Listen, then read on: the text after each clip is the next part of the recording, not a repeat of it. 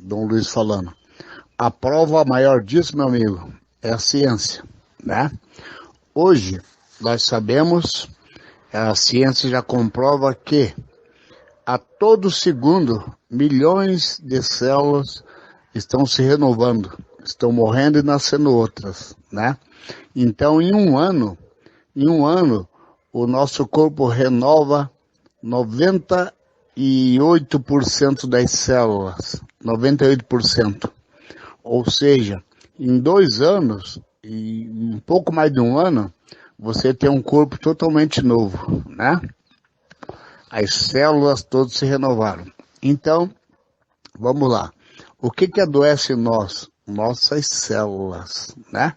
Nossas células.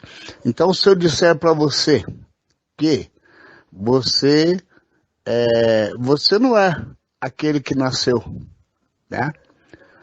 Aí você fala, como não, Dom Luiz? Você não é o mesmo quando você tinha 10 anos, hoje você tem 30. Mas como que não? Minhas lembranças, eu lembro de tudo quando eu tinha 10 anos, né? Eu lembro de tudo. Não, você está totalmente renovado, né? Tuas células não é o mesmo corpo. Aí a prova que teus pensamentos, tuas memórias, você continua se lembrando, embora você não tenha o mesmo corpo. Está tudo renovado. É a prova que tuas memórias não estão no corpo físico. Ela está no corpo sutil. Não está no corpo físico. Tanto é que abriram o cérebro de Einstein para ver o que tinha diferente no cérebro e não tinha nada. Era igual. Não existe uma caixa preta de pensamentos, de memórias no cérebro de ninguém, né? Aí vem pessoas e dizem que o cérebro produz pensamentos. O cérebro não produz pensamentos. O nosso cérebro. O cérebro é uma maneira de falar, né? Tem pessoas que entendem que que o consciente é o cérebro. O subconsciente é o que está fora, né? Que está no campo áurico. E não é. O seu eu, a sua consciência é o que pensa, né? Então, no cérebro não tem nada, é só um físico. Saiu o espírito, saiu esses corpos sutis, fica só a matéria, fica inanimada, fica ali jaz, né? Então, uma doença terminal, por exemplo, né? Um câncer. Por que esse câncer, ele continua evoluindo? Se as células que adoecem, as células doentes vão sendo renovadas. Todos os dias, a todo momento. As células estão sendo renovadas. Então essa doença não podia progredir para a fase terminal. E sim regredir. Porque quem está doente são as células vão se renovando, né? Ela teria que regredir. Então aí está uma prova maior. Que a mente é que é doente. A mente só projeta para o corpo. No ato em que uma célula se renova, já vem memórias, né? Já é colocado nessas células que elas são doentes, né? Então o seu eu já projeta a doença nas células. E por isso que a doença vai aumentando, né? Então por isso que aquela frase, mente sana, corpo sano. A mente é que projeta para o corpo as doenças, né? Aí vem fatores externos para fazer, é igual você precisa acender um fogo, né? Você tem a lenha, então você precisa de algo que produza combustão, né? Então, vem cá, a mente projeta uma doença para as células, por exemplo, uma gripe. Lógico, o cara vai ter que se molhar, né? Ou ficar desagasalhado. Pegou uma gripe, pegou uma pneumonia, né? Se molhou muito. Um exemplo, né? Então, vem os fatores externos para ser o componente para validar isso que a mente projetou, né? Então, realmente, a prova disso é que no corpo não tem nada. O cérebro, ele só produz estímulos. Então, você tem que pensar, entendeu? Você colocou lá, você fez a programação, por isso que parece que estamos no automático. Nós piscamos, parece que é automático. Movemos os pés, parece que é automático. Mas sim, é a programação que está lá. Tanto é que não nascemos andando, né? Não nascemos falando. Então, a programação, vamos ouvindo pessoas, né? Vendo pessoas andarem, e começamos a andar. Então, uma programação, né? Uma programação dos 5 sentidos que é colocada ali. Então, parece que estamos no automático. Então, quando fala-se 60, 70 mil pensamentos diários, né? É por causa da programação. Para piscar, temos que pensar. Para movimentar o pé, temos que pensar. Então, esses pensamentos, eles são repetitivos. Os mesmos pensamentos você usa para andar, para dirigir carro, por dia a dia, para o teu cotidiano. Então, poucos pensamentos são novos. Então, eu sempre digo que o ser humano não nasceu para pensar, né? O cérebro, ele só estimula, manda estímulos daquilo que está, né? Ele só serve para isso. É como um motor, se aciona uma chave, ele pum, manda. Então, a tua consciência é que movimenta tudo. Então, quem tem desejo e vontades é a sua consciência. O seu corpo biológico, o nosso corpo físico, ele tem necessidades, né? Ele tem necessidade de defecar, de comer, é a programação dele, né? Ele tem necessidades. Agora, quando fala em desejo, esse desejo é a mente. A mente que cria esses desejos, né? Agora, sensações, o corpo sente. Sensação de frio, sensação de calor, né? Então, o que comanda tudo, na verdade, é a consciência, né? É a consciência, um dos corpos sutis que temos. Então, realmente, esse corpo é como se fosse uma roupa, né? Como se fosse uma roupa, por isso que ele tem um tempo de vida útil, igual uma calça que você veste, né? Você vai usando, vai remendando, vai arrumando, consertando, tem uma hora que não dá mais, né? Transmutou, igual o nosso corpo. Cura isso, cura aquilo, uma dorzinha aqui, uma dorzinha ali, você vai ajeitando, como se fosse a roupa. Chega um ponto que tem que transmutar. Aí levamos o quê? No registro akáshico. Então o espírito, na minha opinião, ele é velho, né? Ele precisa de uma nova roupagem ou não, né? Dependendo da dimensão que levar, ele não precisa de um corpo físico. Mas nessa dimensão aqui, todos precisam de um corpo físico. Jesus Cristo, se ele existiu e como todos pregam, ele precisa de um corpo para vir para essa dimensão. Aqui funciona assim. Se eu todo, como penso, como prego, seria mais fácil ele colocar uma mensagem na mente de cada um, ou aparecer no ar, né, algo para todos acreditarem. Tanto é que nem os judeus acreditaram nele, o povo dele, porque esperavam algo grandioso. Então aqui ele teve que vir para essa dimensão, sentir sensações que um ser humano sente, se é real, né?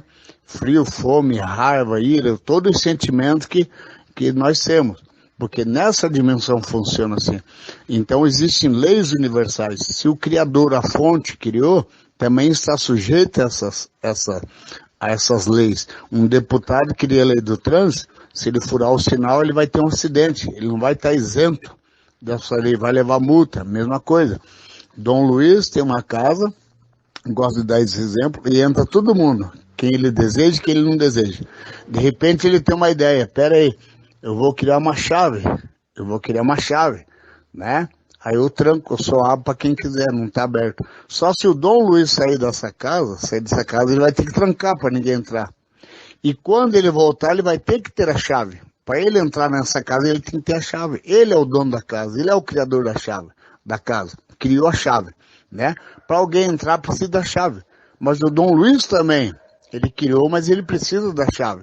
Então, digamos que o Criador criou tudo isso aqui, e veio, como uma parte dele desprendeu-se e veio, que alguns creem que é Jesus.